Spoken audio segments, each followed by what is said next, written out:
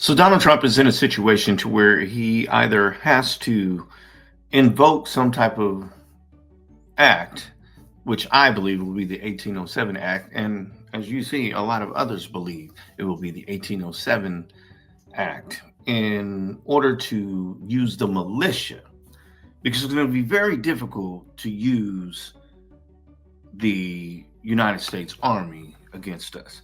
However, the National Guards or the Statesman Guards, which is the new formed shock troops of the militia, that, as you recall, back when they all decided to go through with the truckers down in Texas, he called for everyone to send as many troops as they could to show a show of force.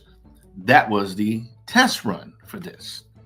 Now, we all know about the Proud Boys, Oath Keepers, you know what I mean? The Frontier, Pioneer, Frontier Front, whatever that's called, Patriot Front, that's what it's called. We all know about those, but there are thousands and possibly millions of other militias, all in the Appalachian Mountains, just a lot of people out there that have been waiting for this moment. At this point, we're living under corporate and medical fascism. This is tyranny. When do we get to use the guns? No, and I'm not, that's not a joke. I'm not saying it like that. I mean, literally, where's the line? So what I want to do is, as I always do, I like to get a consensus of people that see things and that know history and how this goes down. And this is what I've been saying for the last 8 years. This is the way it ends. Trump has no choice. You see the ticker at the bottom running, what I'm talking about. He has no choice. We've already tried it once. Now he has to go full throttle because he knows it's coming again as soon as he get out of office. And now, do you think that these people that's making all these rulings, like Pam Bondi, Pete Hegseth, J.D. Vance, do you think that they gonna pull a Kevin McCarthy or something and just flip on them? Oh, hell no. The only reason why those people did what they did because they didn't want to get rounded up in the hearings. So this time, it's a whole new ball game. They already know what to expect. They know they can't give up power. You got to be out your rabbit mind if you think they're going to just sit back and let these courts handle their business. The US Constitution does not tolerate willful disobedience of judicial powers, especially by officials of a coordinate branch who have sworn an oath to uphold it. In other words, what he's saying is that Trump and his cohort in his regime, and that's the right word for his government, have deliberately ignored the ruling of a federal judge and are therefore in contempt of court. Now, if you know anything about the law, there is one group in society who really upset judges, and those are the people who are in contempt of court, because judges think that they are really important people, and in a real sense they are, because their behavior is fundamental to the upholding of democracy, because if we don't have the rule of law, we cannot have a democratic society. Judge Boasberg is rightly saying that the people in the Trump administration who have ignored this order from Trump downwards, because he has bragged about it, are in contempt of court. They stand at risk as a consequence of going to prison. Let's be clear about that. That's the penalty for being in contempt. And he is starting proceedings. What we have to realize is that this has happened before, right? People have went to jail. Peter Navarro just got out of jail. Steve Bannon just got out of jail. So they've already been that route. And this is what I, am trying to convey to people, that they're not going to do that again. They're not going to go that route again. Second example of the reason why Trump might end democracy in the USA very soon. In this case, I'm talking about Governor Gavin Newsom in California. He has begun a legal action against the US federal government, brought by his state, which is the 5th largest economy in the world, to put California into context. And what he is saying, absolutely and indisputably legally correctly, is that Trump is not allowed to impose tariffs in the USA without the approval of Congress, and Trump has never gone to Congress to seek that approval. Therefore, all the moves that he is making with regard to tariffs are, as Governor Newsom puts it, illegal. I didn't know that. I didn't know. He's saying this, but I don't know if that is the truth. I don't recall anyone ever voting on tariffs. So the way he's saying it, it's like it's set up like that already, and Trump just doing it on his own. I believe that maybe it has always been set up like that, but every time that a president imposed a tariff before, it was a logical solution to it. And it just goes without saying, so to speak. You know what I mean? Like, yeah, of course we're going to do that, right? But the way Trump is doing things now, I believe there's a difference between what I believe and what I know. I believe that the system may be set up like that, and Trump is just doing it to enrich his friends, to bully, and to try to set an example for anybody that is going against his regime.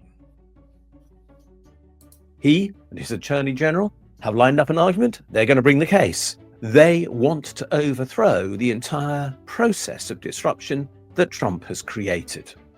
Those, in my opinion, are the two crisis points in the US legal system that are now facing Trump. Amongst many other court cases that are going on, these two stand out to me. And what I think is that Trump is going to do something extreme in reaction.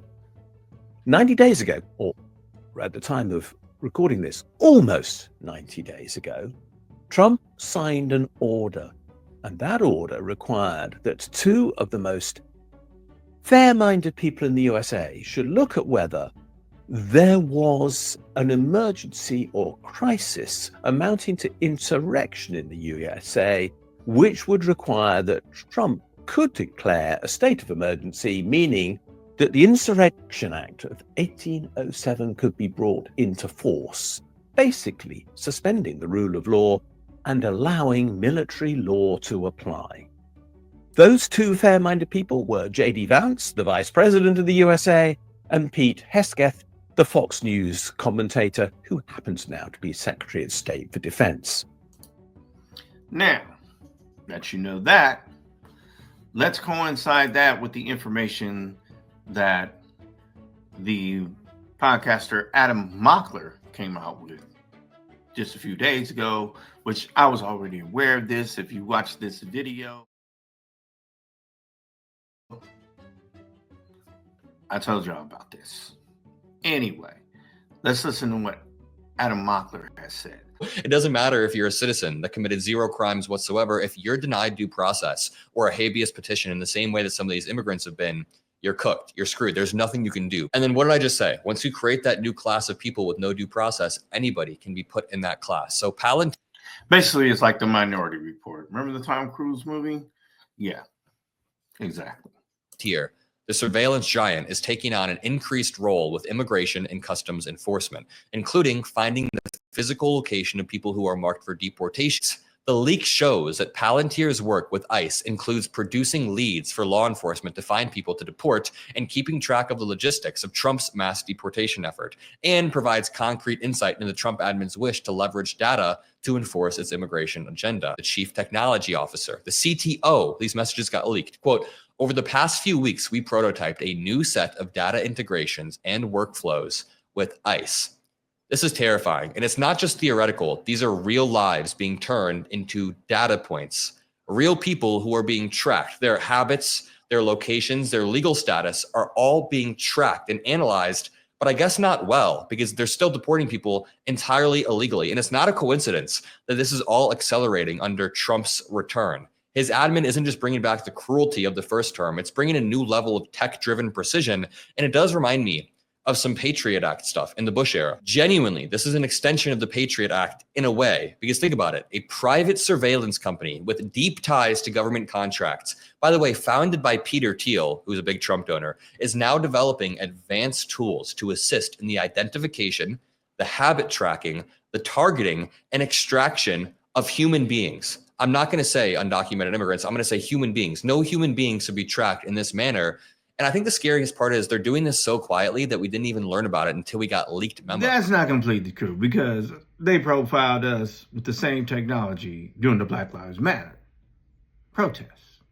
Okay, go ahead. Palantir participated in a 3-week sprint where developers rapidly work on new projects with Homeland Security Investigations Innovations Lab, which is the agency's centralized hub. The prototype was a success. 404 Media first broke news of Palantir's updated ICE contract on Wednesday.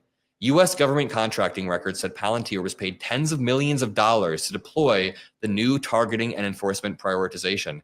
You know, it's funny, the Trump admin keeps flaunting these very small saves, like, hey, we sent some immigrants to El Salvador and saved $400,000, yet they're spending tens of millions of dollars. Those additions, worth tens of millions, were added to Palantir's $95.9 million contract with ICE for work on the ICM system. Now, that was some very, very valid information.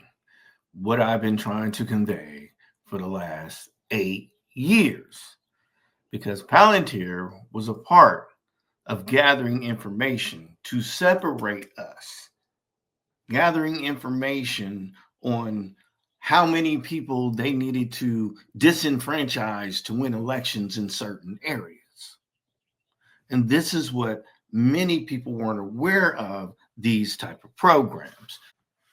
I really honestly believe that Trump is going to try and use some type of militia. If he doesn't already have, you know, a certain sect of the military to call upon. I don't know if that is States Guards, National Guard, or whatever that may be.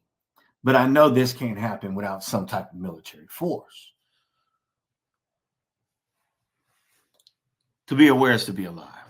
Okay, so I'm going to show y'all a little piece of information. About a month ago, I think it was around, well, it ain't been quite a month ago. I knew about 5-6 months ago, but I decided to do a video around March the 22nd on Palantir and on the different stocks that I predicted was going to be really lucrative for people during the market crash that was looming. And so I sent my brother this video that I made, and I put it on TikTok, but then I switched it over to my YouTube channel. I'm just saying YouTube, IMJUSAIN, YouTube, and it is still there. So they're just now today talking about how lucrative that Palantir is going to be. This is that message. Why do I say US-centric? Because it means tariffs are not really a big deal for them. So let me tell you about what Citibank has just accomplished with Palantir's Foundry platform. So Citibank, not exactly known historically as a tech innovator, right? They've managed to achieve a 10-fold increase in transaction volume since implementing it. And that's how banks make money, right? So they implemented Foundry in late 2024. Yeah, that's how short a time period it takes to do 10x.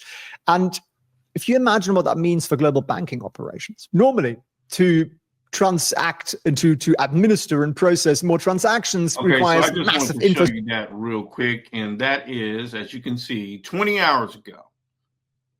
20 hours ago. Pay attention.